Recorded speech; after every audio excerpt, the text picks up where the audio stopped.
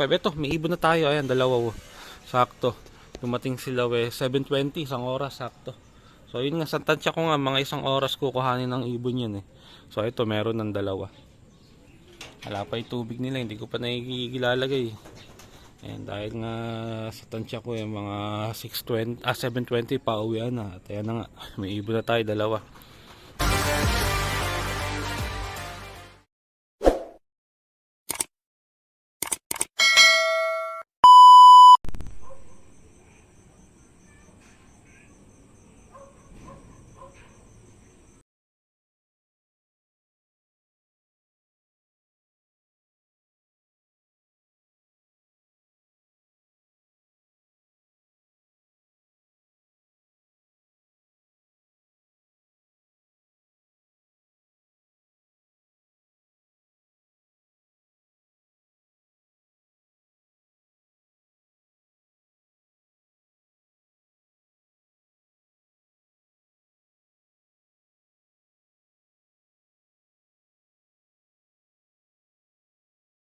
Yun, good morning mga utol. Welcome back dito sa halap natin. So ngayon aabangan natin yung mga ibon natin na kinarga natin kagabi sa training ni Boss Wins.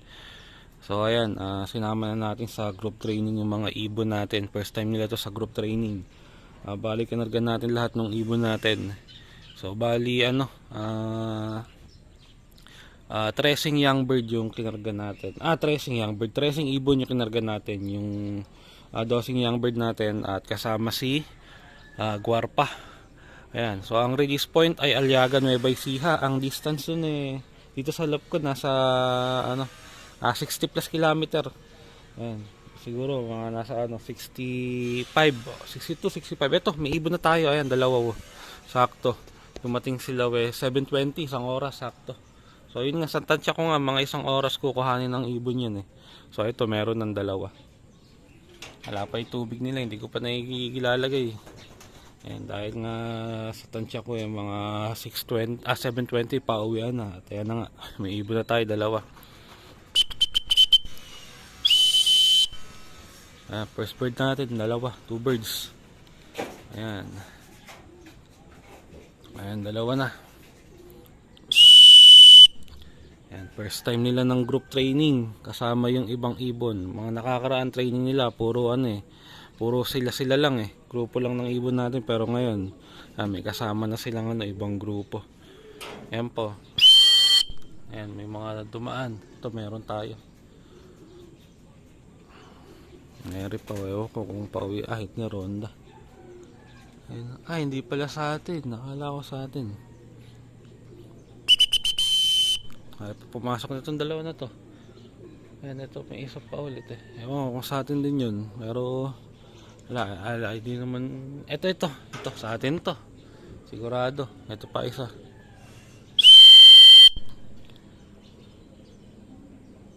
Ayan, 7:20, 7:21. Ayan, apat sa atin. Ayan, third, fourth, fifth, sixth bird. 2, 4, 6. Ayan, 6 na. Ayan, puro young bird natin. Hindi sila sanay ng ganitong umaga talaga ng lumilipad Ang karaniwan lipad kasi nila sa umaga 9:30. Ayan. So igagaya ko lang yung tubig nila para may mainom na agad sila. Yung tubig.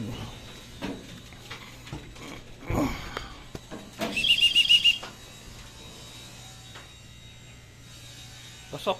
Ay pong pumasok.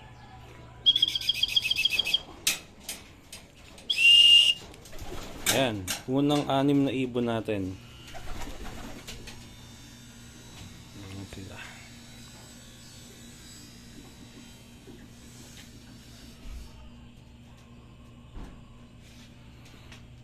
So ayan, 6.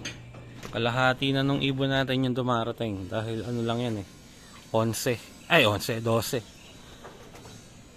So 6 pa. Eto, meron ulit isa, pang 7 natin. Ayan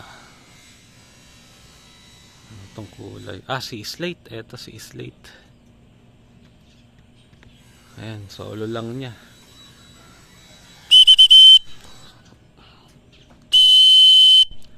Pito. 5 pa, kulang natin. Yun.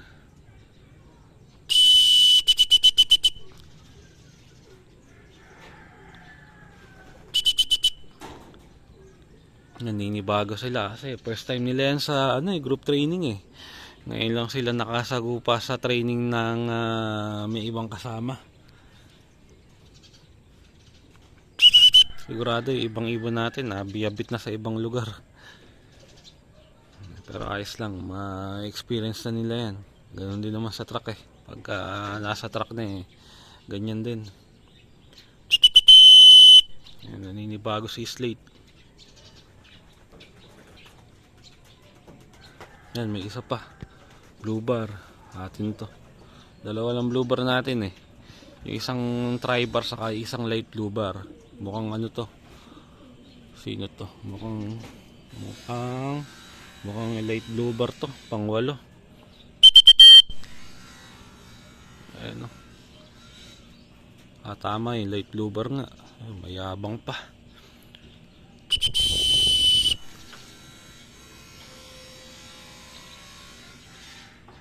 Ayan, 2 blue bar. Pati ito na rin yung isang blue bar, yung tri-bar.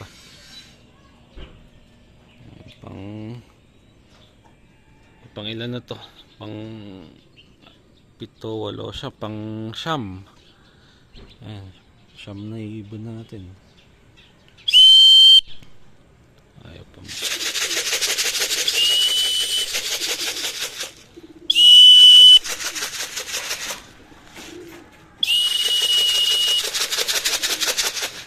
Ayun, tri-bar.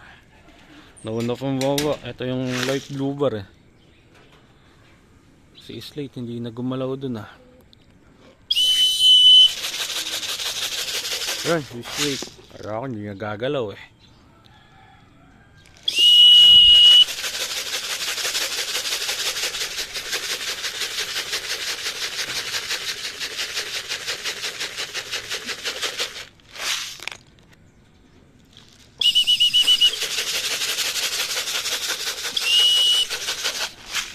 Ayun, yung light blue bar. So ayan, silang 3.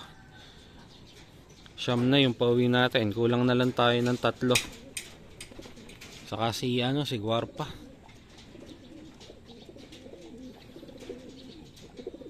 Pasok na.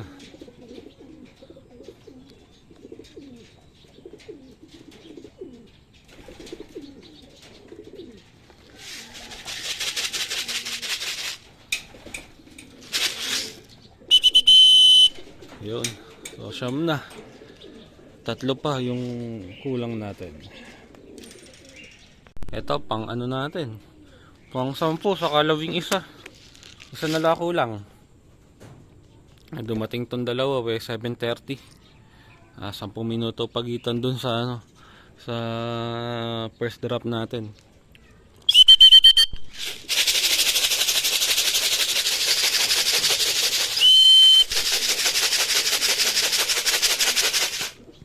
Lang.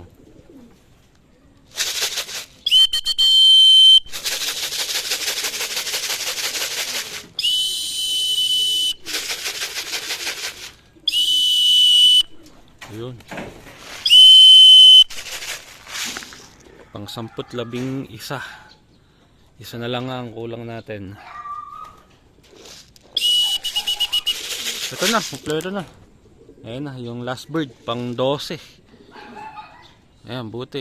Hindi naman na late ng husto. Nakumpleto tayo agad. 10 minuto mula dun sa first drop, nakumpleto tayo.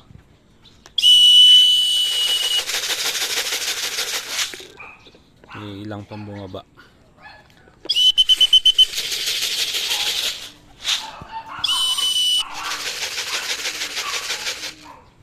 Ayun. Ayan. Ayan, kumpleto na tayo.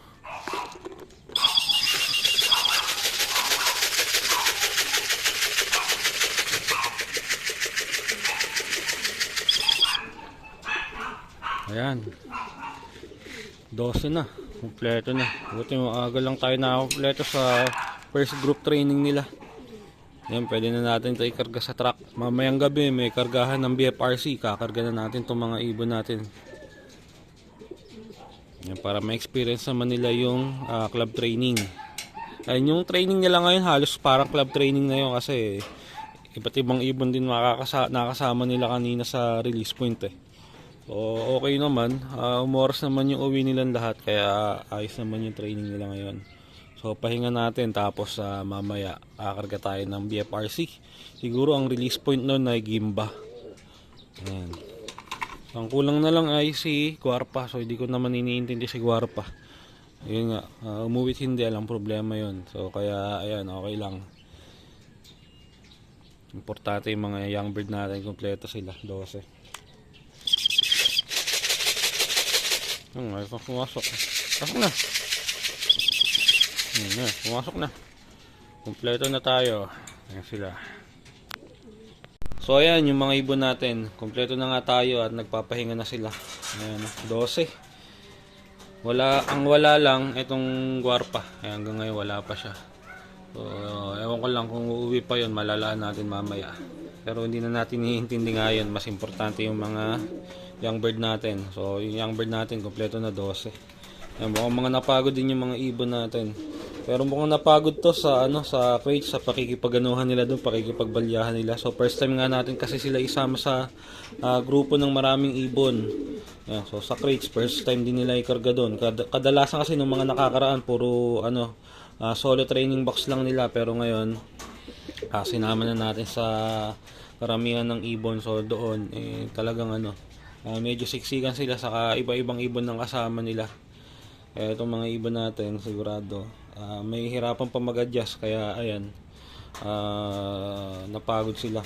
Doon sa liparan na ginawa nila mula sa Aliaga Nueva Ecija pauwi dito sa loop natin, isang oras lang naliparan yun. So karaniwan naman na sa ibon natin yun dahil sa umaga't hapon na pagpapalipad natin, napapalipad natin sila ng isang oras or isang oras mahigit. Kaya ayan, yung liparan na ginawa nila kanina pauwi dito sa loop, hindi naman sila basta-basta mapapagod doon. So kaya yung stress na nakikita ko sa kanila ngayon, malamang yan sa pakikipag-anuhan nila, pakikipagbalyahan nila sa crates yan. So yun nga, isa din yan sa dahilan kung ba't kinarga ko na yung mga ibon natin, kasi sa club training, sa track, dadanasin nila yon. Kaya ngayon pa lang mainam na experience na rin nila. Yan. So okay naman, maaga naman tayo nakakompleto. Saka ayan, okay naman yung droppings ng mga ibon. Kahapon kinarga ko sila, mga busog na busog yung mga yan eh. So ngayon mukhang natunaw naman nila na maayos yung mga patoka nila kasi okay naman yung droppings nila. Meron nga lang ilang basa-basa kasi syempre natural yan. Lumipad yung ibon. Ayan, tapos uminom sila ng tubig ngayon. Natural lang yun. Ayan. Saka yung iba niya sigurado wala nang laman yung butche. Ayan sila mga medyo nagusot lang yung balahibo kasi yun nga first time nila makipagbalyahan sa crates. Ayan. Kakain tayo, 8:30. Medyo aga tayong papakain.